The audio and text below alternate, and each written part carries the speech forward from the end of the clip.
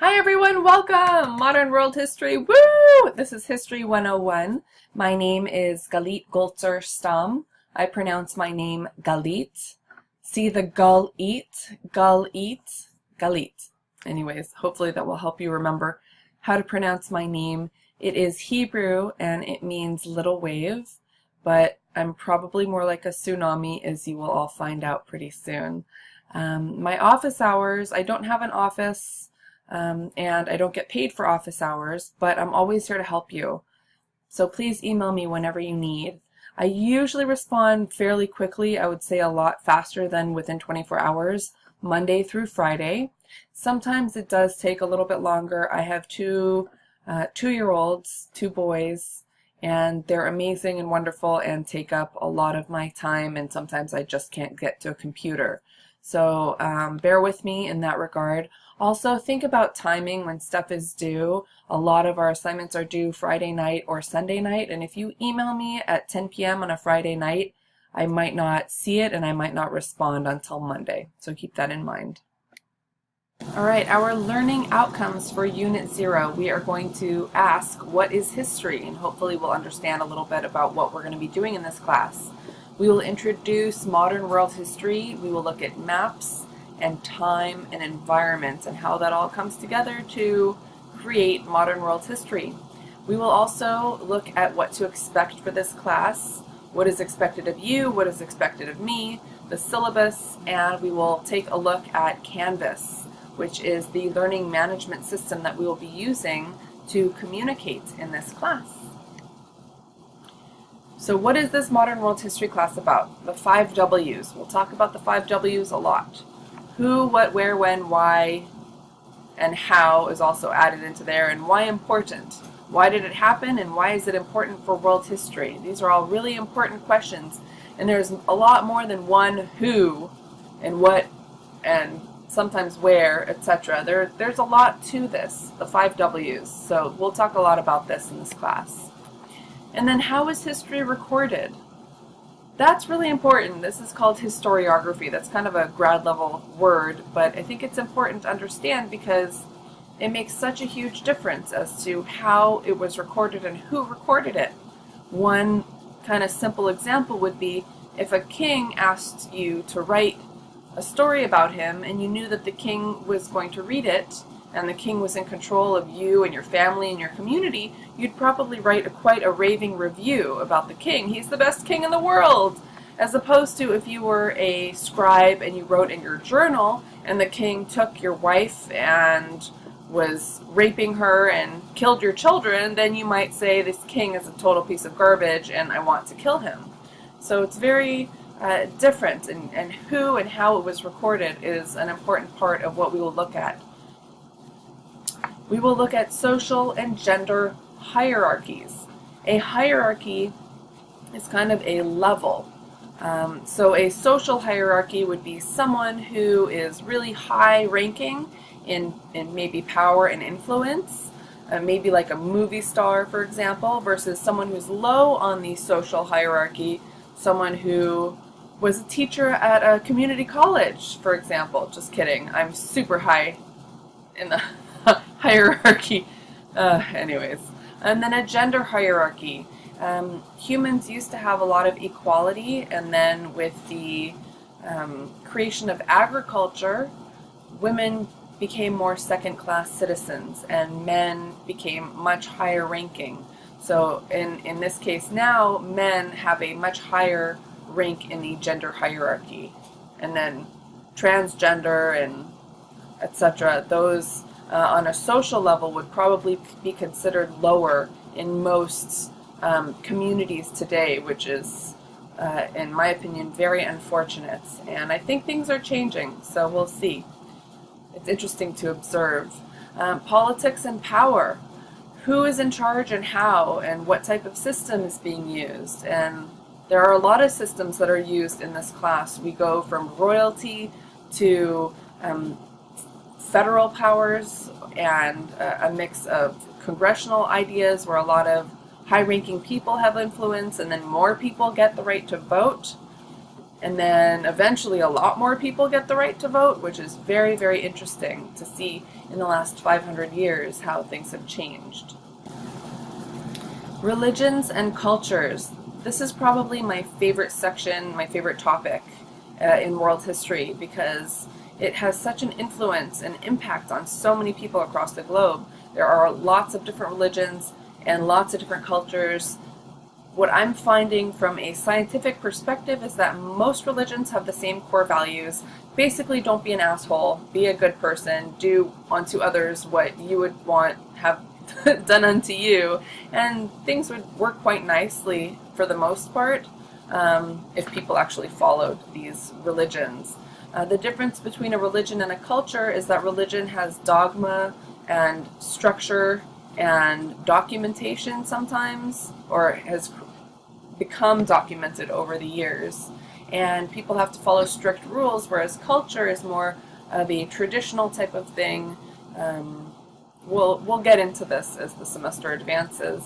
And technological advances. This is really a phenomenal thing to look at in this course, because we see humongous global power shifts based on the types of technologies that are created.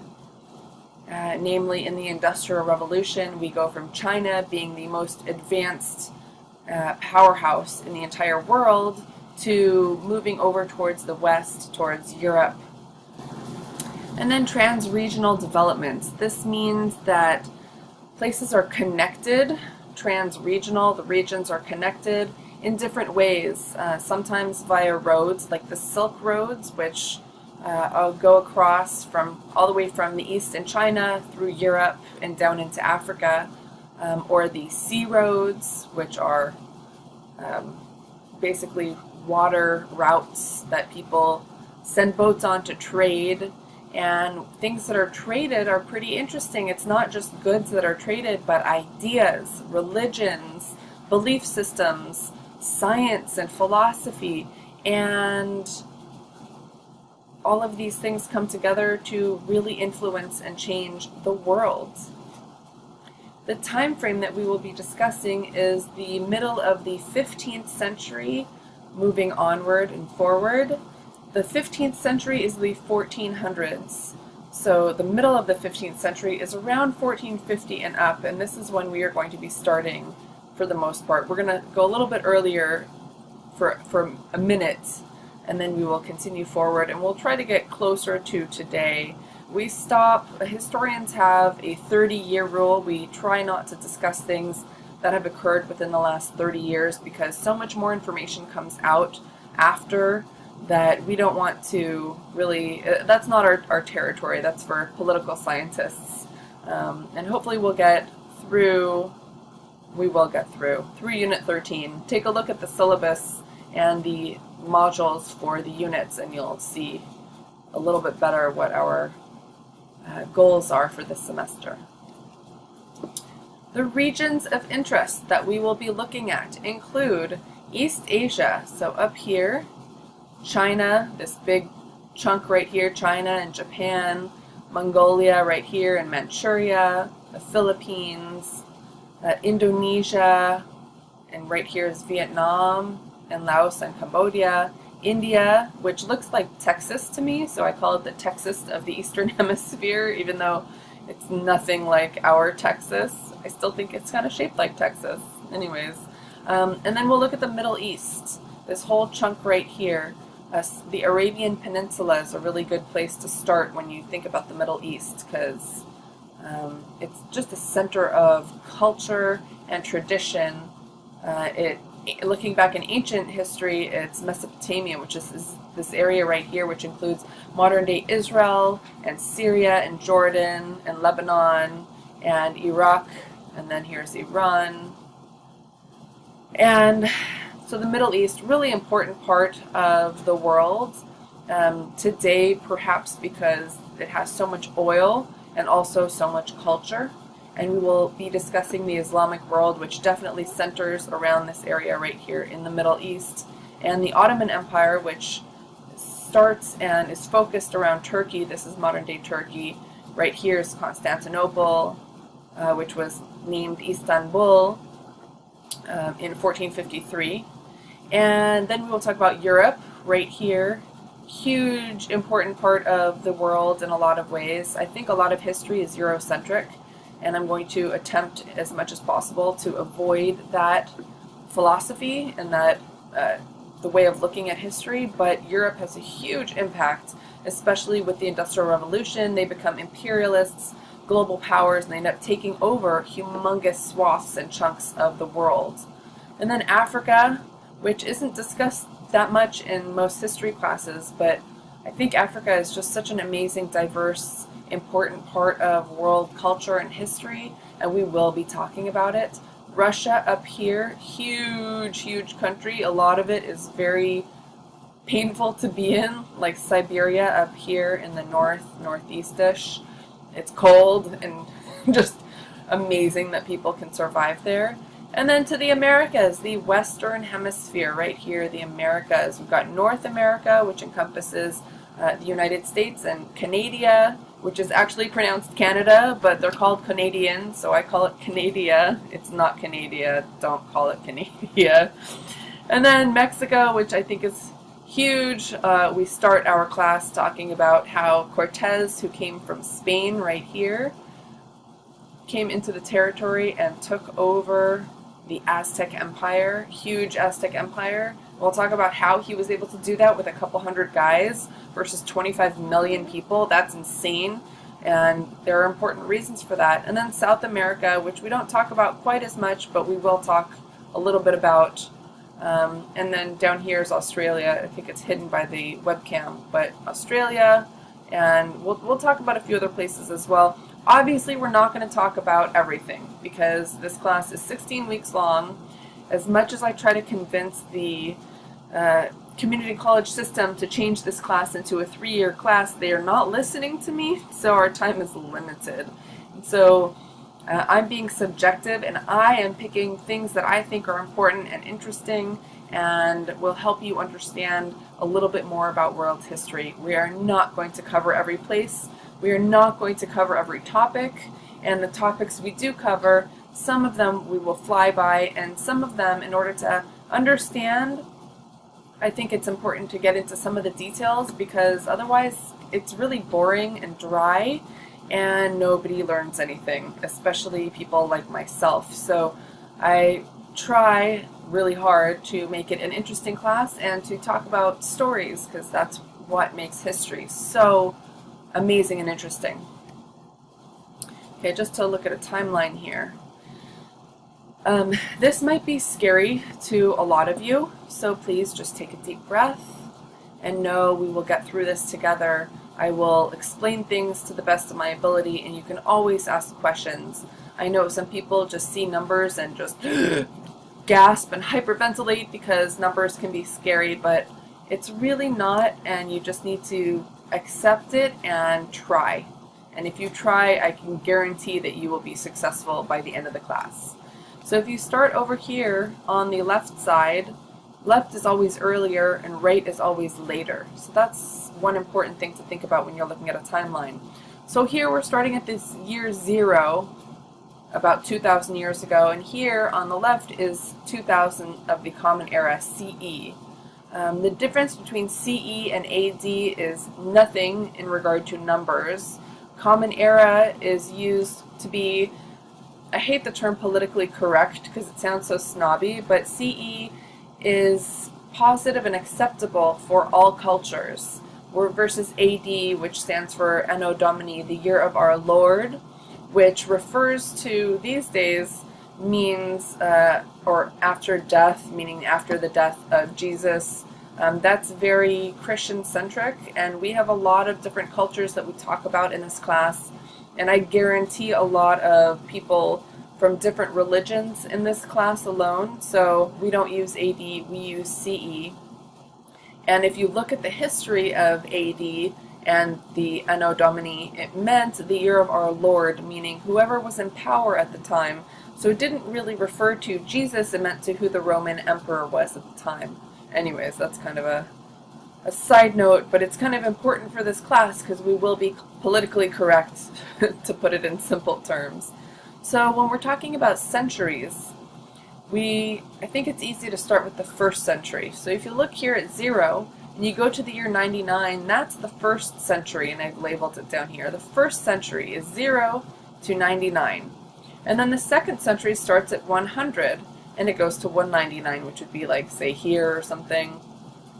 We are in the 21st century. 2000 to 2099 will be the 21st century. And the 1900s are the 20th century. So if you can just remember a few of these, the rest of them will be a little bit easier for you to understand. Our class starts here with the 15th century in the early 1400s. So 1400 till 1499 is the 15th century.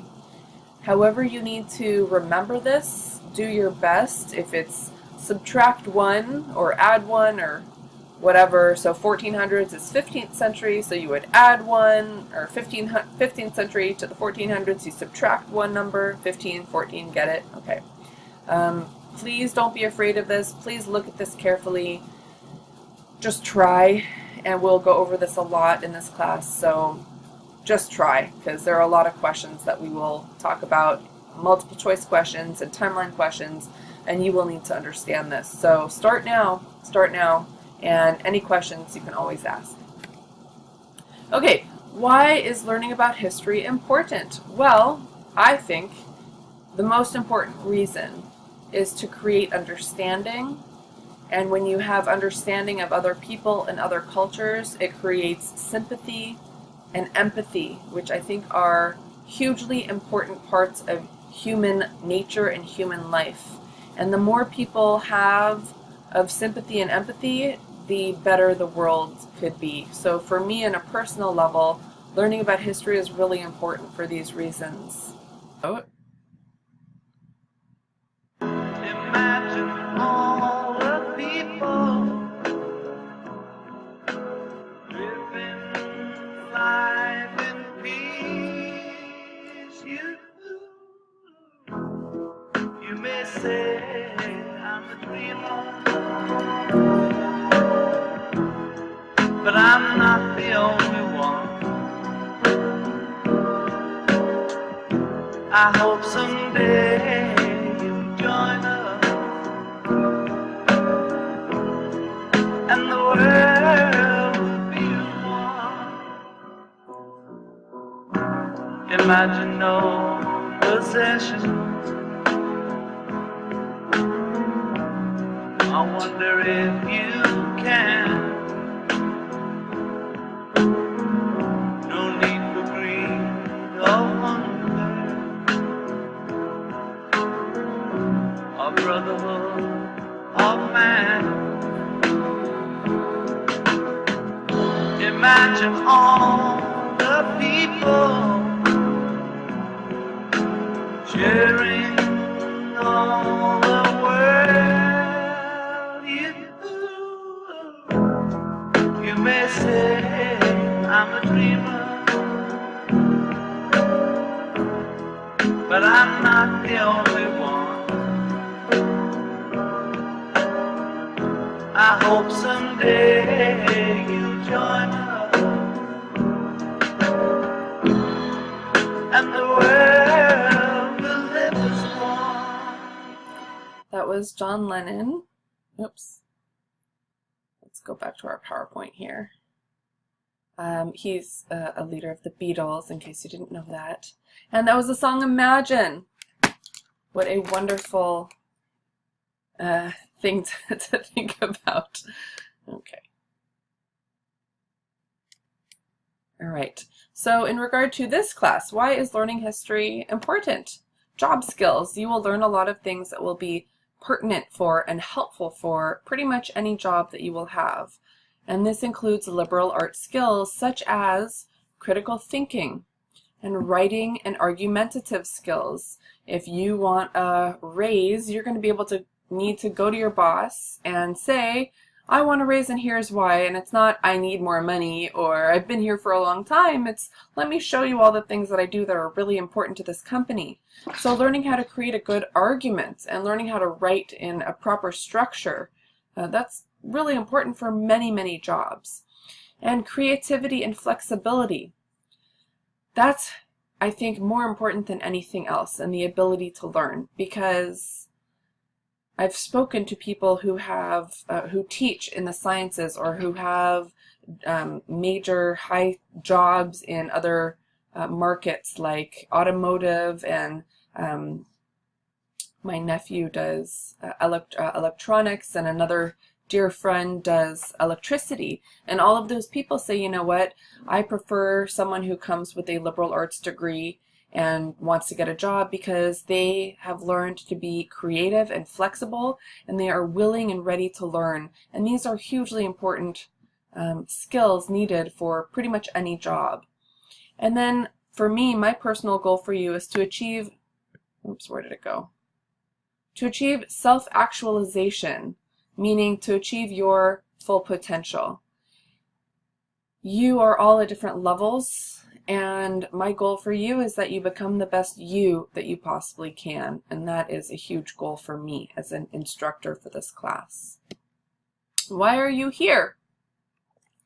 My hope is that you are here to expand your mind, to learn how to think critically, and to question authority. And authority means our textbook. It means questioning me. It means questioning your boss and your parents and your governments. And all of this is important to becoming a broader, more well-rounded person.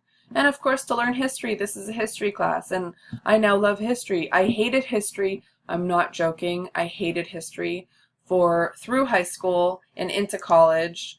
I avoided history. It was so boring. I had terrible teachers who made me learn names and dates, and that's so unimportant. The whole point is to learn how to think about history, and to learn how to make a fact-based argument without fallacies, without fake arguments, to really learn how to become a stronger authority figure in anything that you do. So I think learning history is nice and important, because if people did know their history, we'll see in this class alone, if people had studied their history, they would not have made the same ridiculous mistakes that others had made in the past. And things might have turned out differently. Hitler is one of those people. For example, had he looked at his history, had he looked at Napoleon and how Napoleon failed, perhaps he too would have avoided going into Russia in the winter, for example. Anyways. So these are my goals for you. This is my thought for why you are here. And of course, for GEs, it satisfies all sorts of prereqs and other requirements. Take a look at that if this is something that's important to you. Talk to a counselor. But it does fulfill a whole bunch of stuff. So I understand that most of you are not historians, not history majors. Most of you probably hate history. I hope by the end of this class that changes, and that you learn to love history. And I've had a lot of students say that, a lot, like a majority. So I think it's good chances that by the end of this class, you will actually maybe even like history. Ooh, we'll see what happens. But of course, it's good to fulfill requirements as well. Okay, the triangle of reason. This is the most important thing you will learn all semester, and probably in your whole life, if I may be so daring as to say that. The triangle of reason. We'll start with fact. A fact is something that can be proven repeatedly. If I take this pen and I drop it, or if I let go, it will drop. I guarantee it will fall. I don't know magic. I really want to learn how to make it float so I can freak out my students, but I'm not talented in that regard just yet. So right now, if I drop this pen, if I let go, it will fall. That is a fact. We know gravity exists. It's different in different places, like the moon has less gravity or less gravitational force, but this is a fact. Today, we are starting a new semester. That is a fact. But facts can be changed over time, and with more knowledge and with more empirical evidence, which is proof, fact. And then a theory. When I ask students in my face-to-face classes what an example of a theory is, I often get the Big Bang Theory. So on that note, let's look at the Big Bang Theory. The whole universe was in a hot, dense state that nearly 14 billion years ago expansion.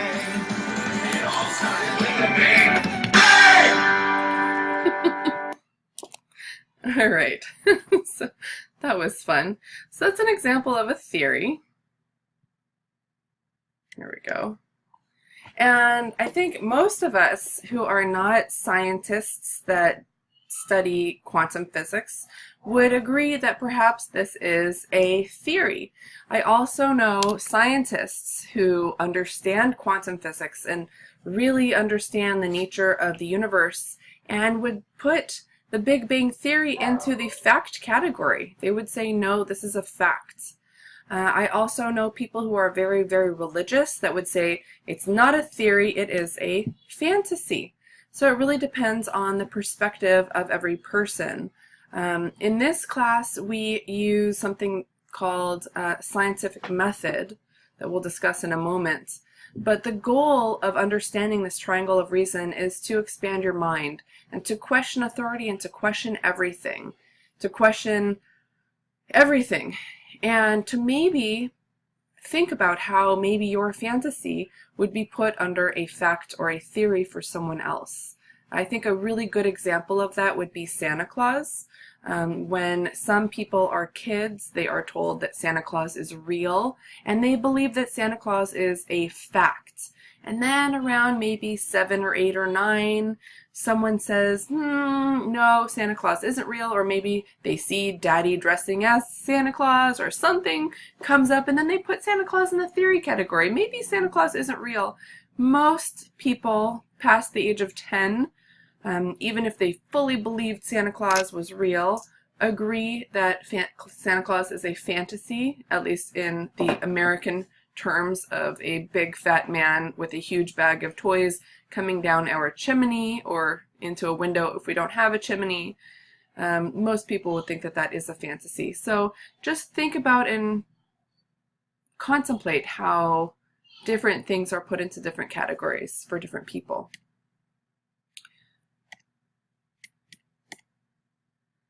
Okay, so this is important for this class. Oops, sorry. We use scientific method. Scholars, scientists use scientific method to find answers. And the key components of scientific method are a hypothesis. We think something is the way it is. And then we use observations. We look, we read, we research, we discover, we look some more, we research some more, we look at other opinions and perspectives and more evidence. And this for historians would be the experiment phase. And we find the evidence or the fact and the proof, and we analyze it, because we might not understand how an object is significant, but we might use conjecture, that word down there, the conclusion next to a conclusion. Conjecture is an educated guess. We have a lot of proof and a lot of facts and a lot of evidence, but we're not 100% sure. We weren't there. We don't know 100%, but maybe we're 90 or 95%. Our goal is to be close to 100%. But if we didn't live at the time and didn't see it with our own eyes, and sometimes even if we did see it with our own eyes, it might be put into a different category, fact, theory, or fantasy. But as far as we go, historians definitely we are scientists. We consider ourselves scientists, and we use scientific method to find the answers. So in this class, you might not agree with everything, and that is 100% okay as far as I'm concerned. But you can say, I think that this is total garbage. However, according to the textbook in science, this is the way it is, or however you want to word things. Keep that in mind. Okay, so back to what is important for this class. One of my colleagues, a psychology professor, did a study in his classes to see how reading a textbook correlated to higher grades, and these were the results. People who read more, read the whole chapter, did much higher did a lot better on their exams. So the goal of this, the explanation and the point of me showing you this is you need to do the readings to be successful in this class. And the readings aren't just the textbook. They are probably more than the textbook even, the PowerPoints, which every unit has a PowerPoint, and underneath each PowerPoint there is information. Let's see if I have some. So right now down here, this is the notes section, and you can see it says statistics from a 2012 Cuyamaca class. Most slides have a notes section with more notes. So this is an important thing for many of us to look at.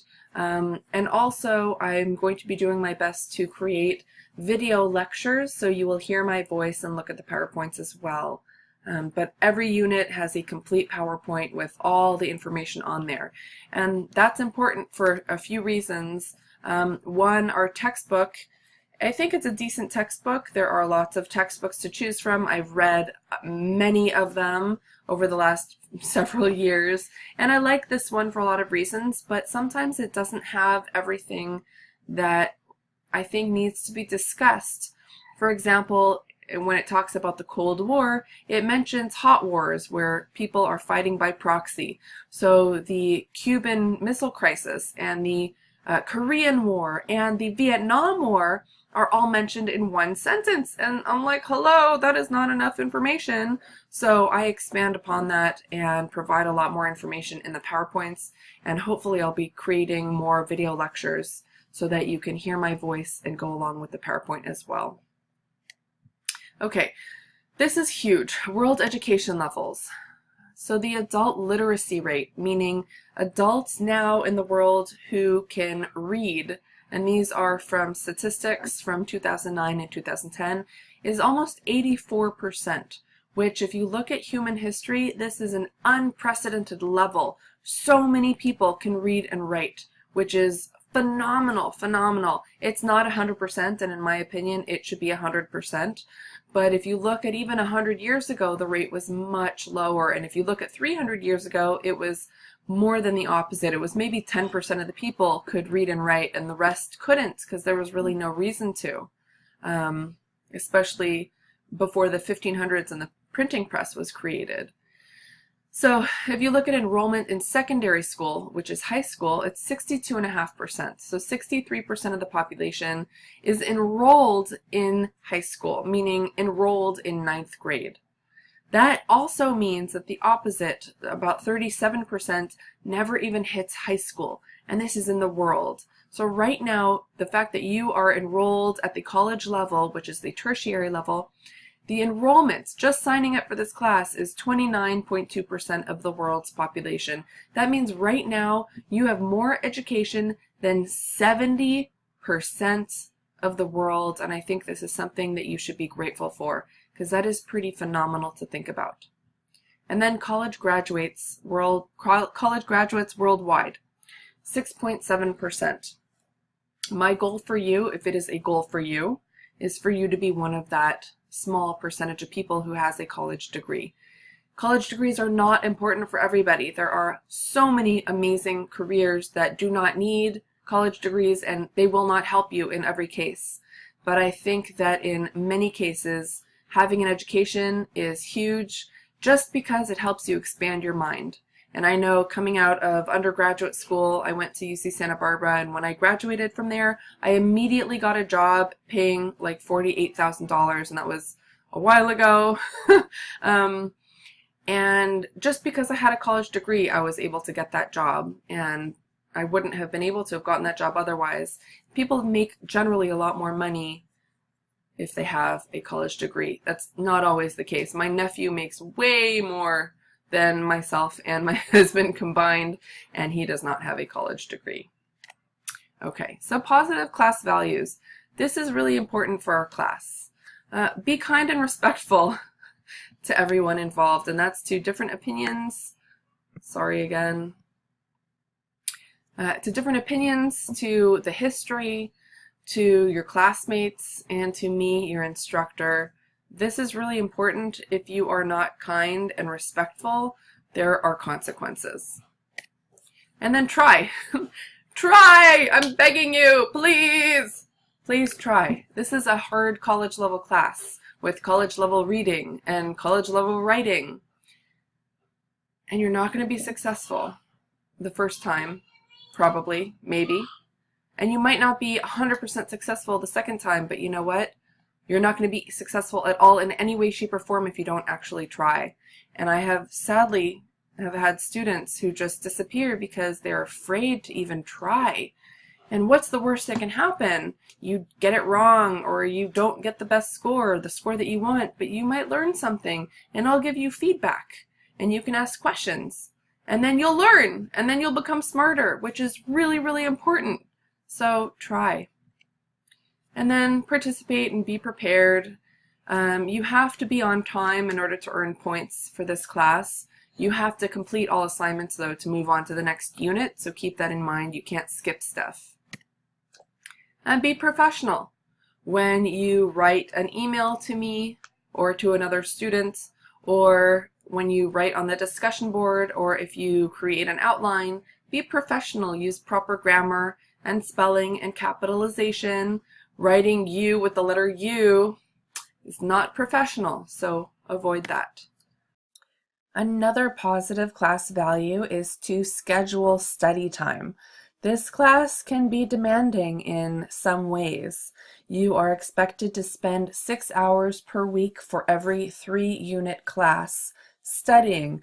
That is to read, do all the readings, to take the quiz, to participate in discussion. This does not include lectures. And for every unit, there are lectures that are between 2 to 3 hours on average. So keep that in mind. And this is for someone whose English is at the college level. If your English isn't quite at the college level, if English is not your first language, or if you're not a fast reader or learner, plan to give yourself some extra time and really think about when you will have time to study and put it on a calendar and follow through.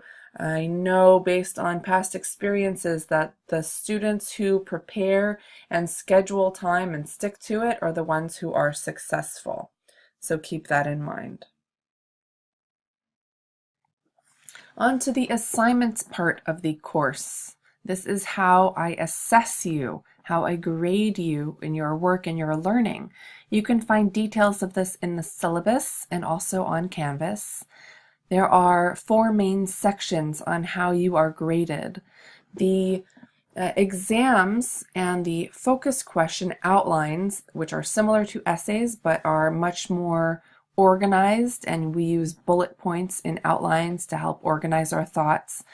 These are worth a total of half of your grade, so 500 points total. And as you can see, the midterm and the first outline is worth 100 points each, and the second exam and the second outline are worth 150 points each. They're worth more later on because I expect that towards the end of the semester you understand how the class works and you've learned and you have improved your critical analysis and ability to think and answer questions, so that things are worth more later on. What is also important are the quizzes, weekly quizzes, or should I say unit quizzes, right here, and a few handouts, and that's worth 175 points. And quizzes are a great way to study basic information. They are based on the assignments for the unit, including the readings and the lectures, and the readings include primary sources and the textbook, and the lectures are very important as well. And the key terms, if you understand the value, the 5 W's of the ID words and the map IDs and the timeline items, who, what, where, when, why, and how, then you should do really well on these quizzes. They are open note and they are not timed, and you can take the quizzes as many times as you would like up to the due date to get the highest possible score. In reality, everyone in the class can get 100% on these quizzes because you can do them until you get 100% on them, again, before the due date.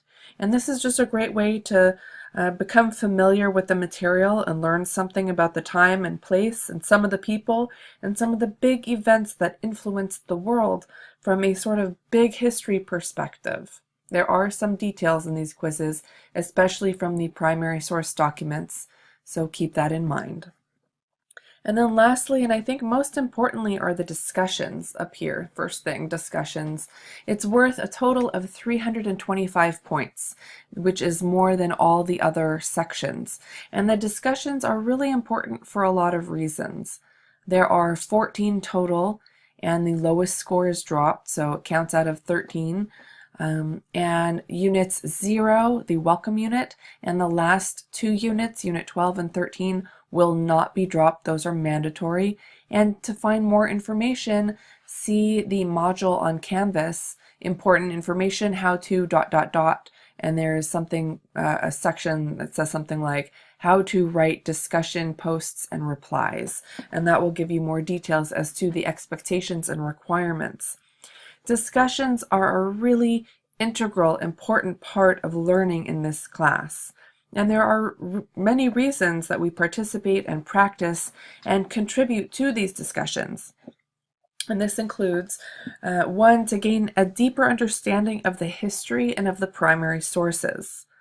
Primary sources are first-hand accounts like an eyewitness, and these accounts describe what was happening or one person's interpretation or understanding of what was happening, of an event.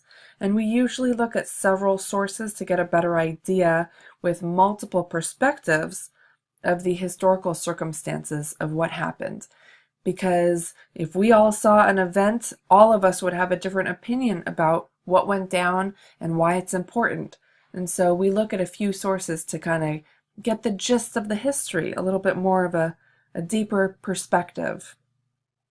And with the discussions, we get to read other interpretations of these primary sources.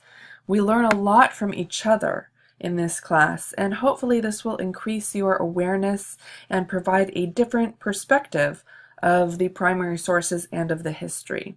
And based on past experiences, the discussions are really marvelous in helping people understand things in a deeper, more meaningful way based on what our peers share with us, other peers' ideas.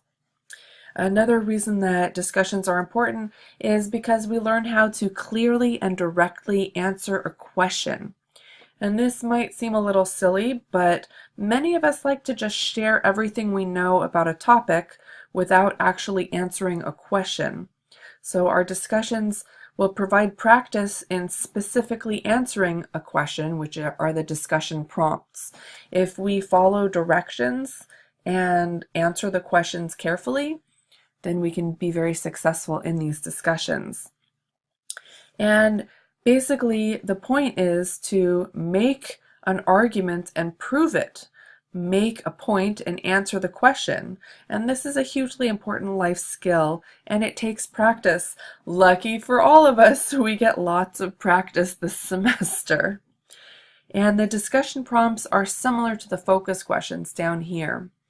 And the focus questions are worth a lot more, and they're longer, and I would say probably more complex to do. So these discussions are shorter in every way, and the goal is to provide a lot of practice in building arguments with proof in the form of examples from the primary sources and from the textbook and from the lectures. And you use these examples to prove your points, to make an argument to answer the question. We'll get more into this later, but basically we're scaffolding. These discussions are like a frame of a building, and we build up and we add layers and layers until the end. By the end of the class, you should be able to build a mansion with all of your analytical skills and capabilities in regard to writing and thinking and making an argument and proving your points. Really important stuff that are useful tools for the rest of your life. And then lastly, and perhaps most importantly, these discussions are a wonderful way to connect with your colleagues, with your classmates or peers. And it's a great way to get acquainted with other people in the class, and we will learn from each other. So that's really important. And again, to be successful in these discussions, check out the document How to Write Discussions and Why in the Important Information How-To module on Canvas. Okay. Also, there is extra credit available, actually kind of a lot of extra credit. The There is a map and a timeline assignment in a few of the units, and those are really great ways to earn some points for doing something you need to do anyways. You need to learn the map locations to be successful on the quizzes and on the exams, and you need to learn the timeline items. So doing those 2 extra credit assignments will help you in the class as a whole. And then also, if you look towards the very back of the syllabus, there's a whole page listing extra credit opportunities. And if you have ideas, please share them. I love learning opportunities, and so extra credit, as far as I'm concerned, is a wonderful way to learn. If there's something you are curious about, then let's talk.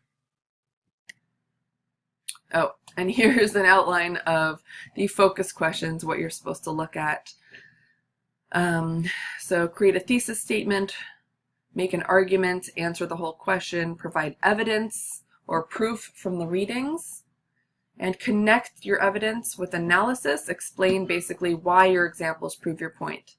And there is a worksheet, a document on Canvas to show you how to do all of this in much greater detail, and you can always ask questions. I'm happy to help.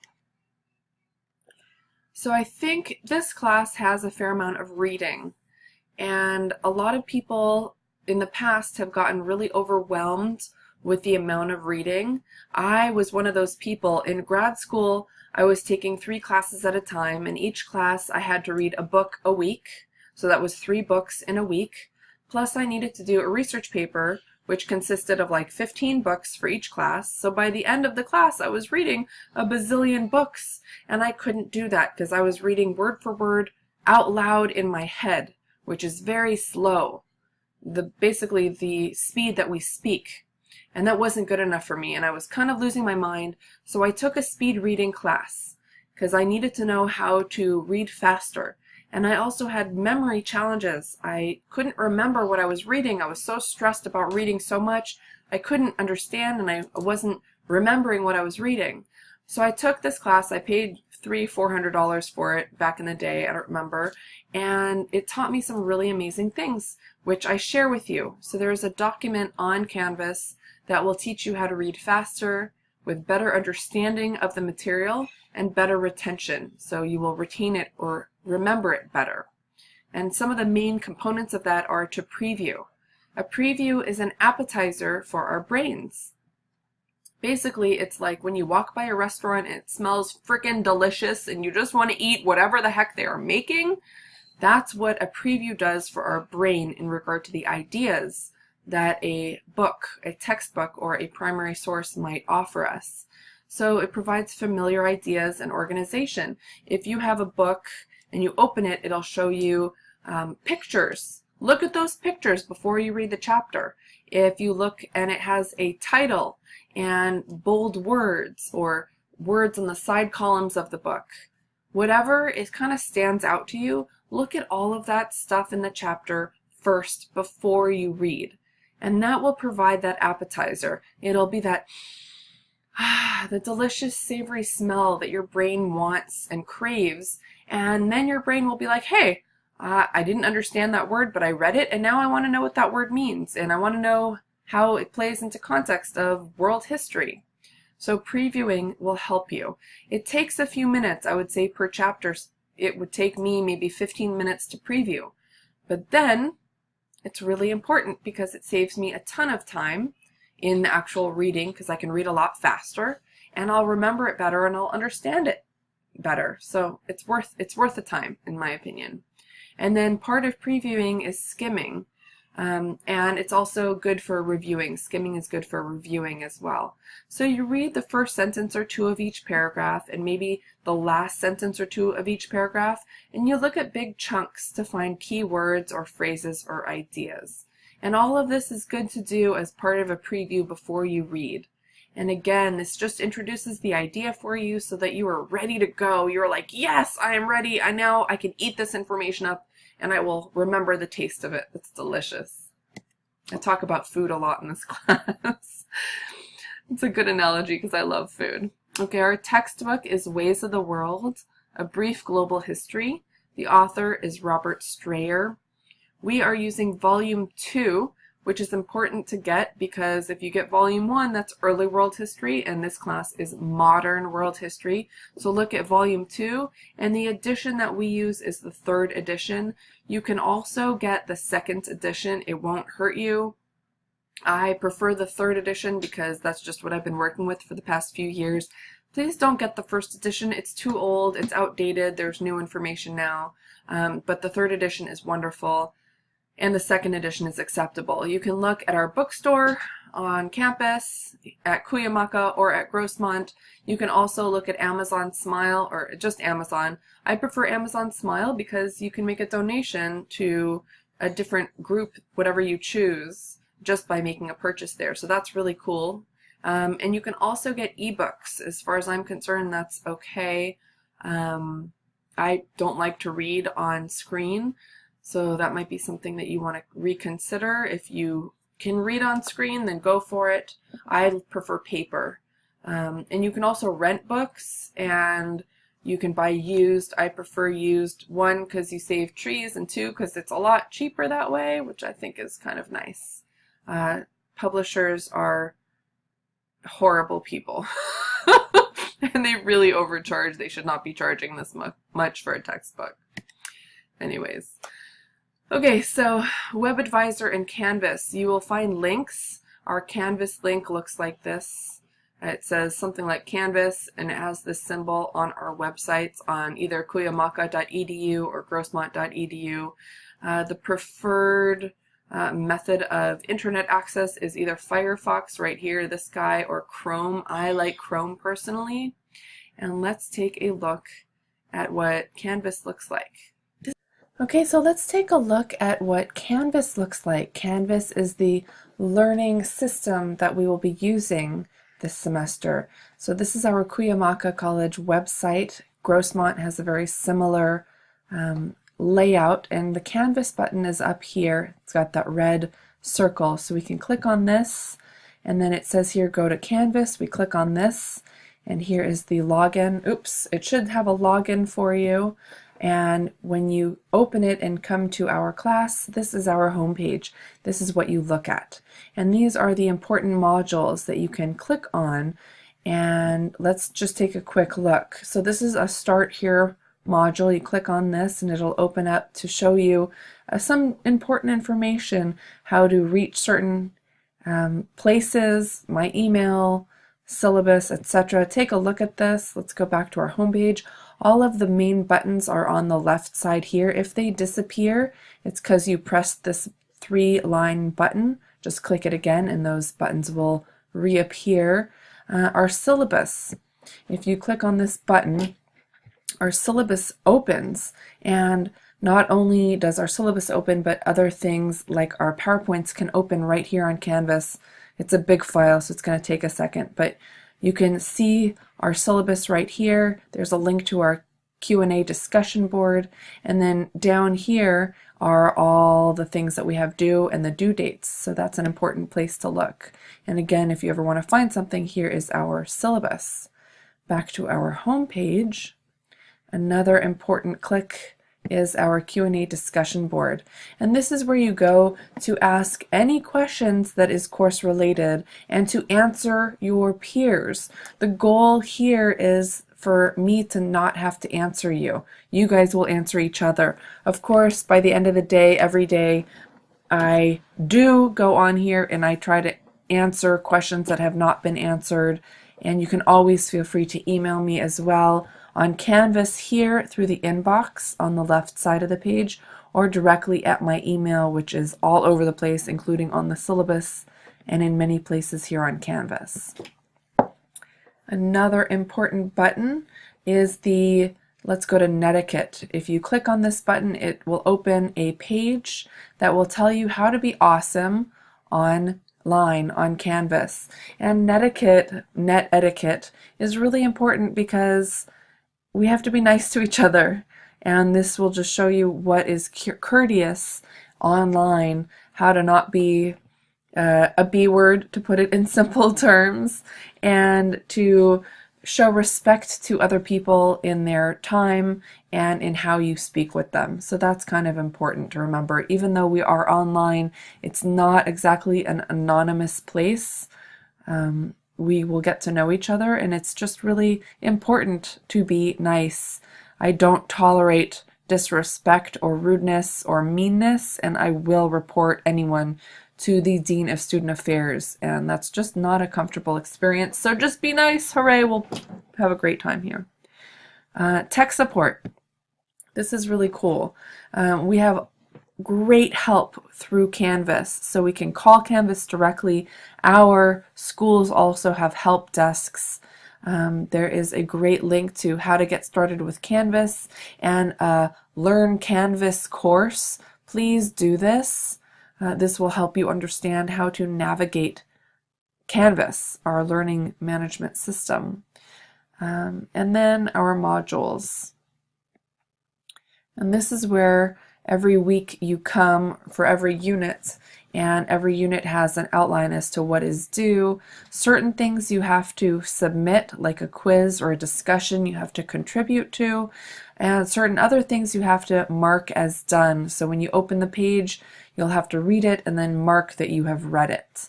At the very top of Canvas, before all of the rest of the units, we have a Q&A discussion. Again, this is where you ask your questions. And then right up at the very top, there's a module called Important Information, How to ... And this is how to do everything. How to improve your reading and note-taking skills, how to read primary sources, how to create a focus question, all the things that you need to know. So this is where these things are located. Please keep this in mind. A few other things that are important.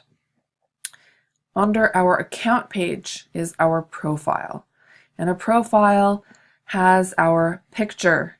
And it is important for me as a visual learner for you to have a picture up where we can see who you are. Please do not have a cartoon avatar or a picture of a beautiful mountain. I love those things, but I want to see you because that will help me understand who you are and picture you when I am reading your writing. So keep that in mind. I also give you points for doing this, and you can add a biography, which I also ask you to do. And then another important page is the notifications. And the notifications is huge. I need you to come here, and two things that I need you to get notified are for announcements and discussions. So discussions, I recommend either a daily summary or an immediate announcement will be sent to you, to your email, or to a text message. That's really kind of crazy awesome. So announcements and discussion posts, those are the two really important ones that I recommend. At least a daily summary of that. And again, it'll go to any email address you provide or to your phone if you prefer text messages. And then our calendar right here, a button on the left side is our calendar. And here you will see all of our assignments, everything that is due for the week, for the day, depending on how you want to look at it, or just an agenda with everything listed. And this is really awesome. And another great feature is here is the calendar feed. You click on this and you get a URL, and you can add that URL to pretty much any other online calendar, like a Google Calendar. So if you have your Google Calendar show up on your phone, you can add this to your calendar, and then everything that's due shows up in the same place, which I think is pretty fantastic. And then our help. So over here, there's a help button. If you come to Student Help, also on our homepage, right here, Student Help, click on this, and it opens up this page. We have free tutoring. I repeat, tutoring that is free, faux freezy, people. I would charge between $40 to $60 an hour to tutor. And we have this service for free, and it's even online. You can go to NetTutor here and set up a system where you can be at home or at a library and get tutored.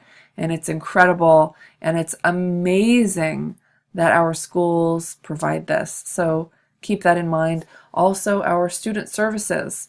Our schools provide really great services. Our last page of our syllabus also lists these services, please take a look. You're already paying for this with your student dues and fees and tuition, so please take advantage of this. It's really important. Lastly, in regard to Canvas and everything that we have due, it's important to note that you have to do everything on time in order to earn points for them. So all of the assignments, the quiz, the discussion, any other assignments must be submitted by the due date to earn points, but the next unit will not open until you fulfill the unit prior.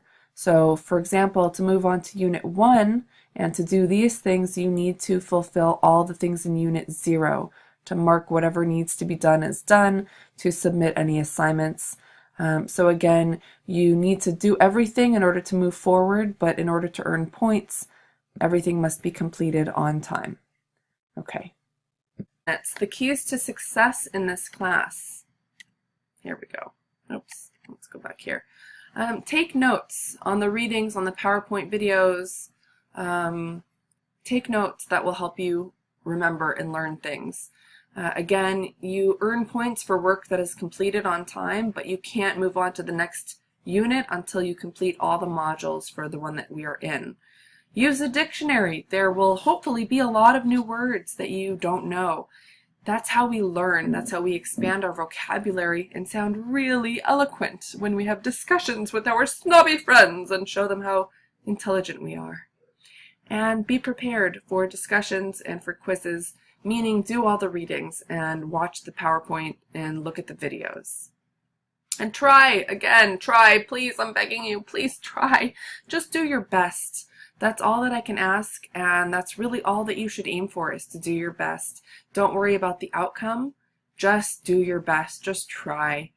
Again, that Q&A lounge discussion board is there for any questions that you might have, and I'm always here to help. Okay.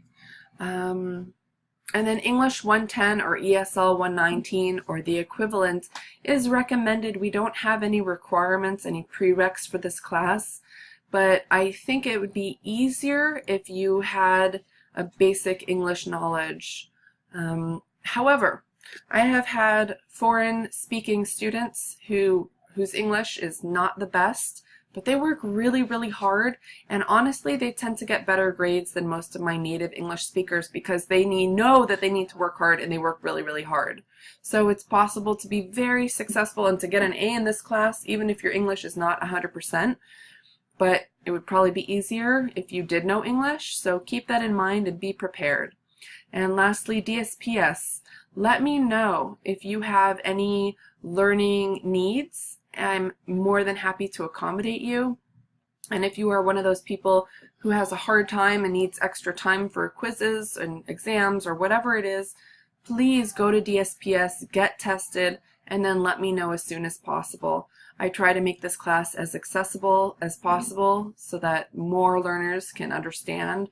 I use images and sounds and videos and all sorts of things to try to make it easier for learning different learning styles, but please let me know if you need any DSPS support. I am happy to accommodate. And then enjoy the college experience. This is huge. You're in freaking college now, and I know that I made some of my best friends in college, and we have sports teams and clubs of every sort. Become a part of it. Become a part of the college community experience. I know this is an online class and some of you might be far away, but there are ways to make connections with people, and it's up to you. It's really up to you to make this an amazing experience, so I hope you do. The homework. Read the whole syllabus. It's like ridiculously long. It's like 20 pages long or something like that. But read the whole thing so that you know what you're getting yourself into. There are no surprises. I tell you everything that's coming. Nothing is a surprise. Right now, you have all the information that you will need to be successful for the final exam. You literally have it all right now. So read the whole syllabus so that you know what's coming. And do all of the assignments, all the readings, Look at the PowerPoint and the videos. I know I'm being totally boring by reiterating all this information, but it's important for you to understand that you will not be successful if you don't do this. And in order to complete and get points for everything, you need to do them on time again. But in order to move on to the next section, you need to do it, period. So if you are late, you'll still need to go back and catch up to the class, but you're not going to earn points. So make sure you're doing things on time. I open almost everything on, I think it's like Thursday night or Friday morning at midnight. And you have technically 8 full days to do your work. So there shouldn't really be any excuses unless something major happens. And follow directions. That's kind of a big one. We'll talk more about this, but follow directions. The next unit is Unit 1, and we will be talking about the background to the 15th century, and we will be focusing on the Middle East and on Asia, namely China in particular. I think it's a really interesting unit. We'll be talking about how people were in power in the East, in China, and how people in Europe were really interested in that stuff and the goods there. Anyways, and if you're interested, here's just a little breakdown of what you will find on the midterm and final exam, and really on the quizzes as well. The questions are based on the readings, both the textbook and the primary sources, and on the PowerPoints and on the videos, and on the focus questions, and on the IDs, timeline items, and map IDs. And all of these things right here are under every unit on the syllabus. It says assignments, and it'll tell you the readings, and it'll give you a list of things to learn. And the assessment types, multiple choice questions are probably the majority. I also have a lot of matching. Sometimes there are fill in the blanks or IDs, which are like 2 to 4 sentence descriptions or definitions based on all of these things, mainly the ID words. Okay, if you have any questions, please post them to the Q&A Lounge discussion board. You can always also feel free to email me directly. Welcome to Modern World History. I'm really excited to meet you all and to work with you and to learn with you this semester. Cheers!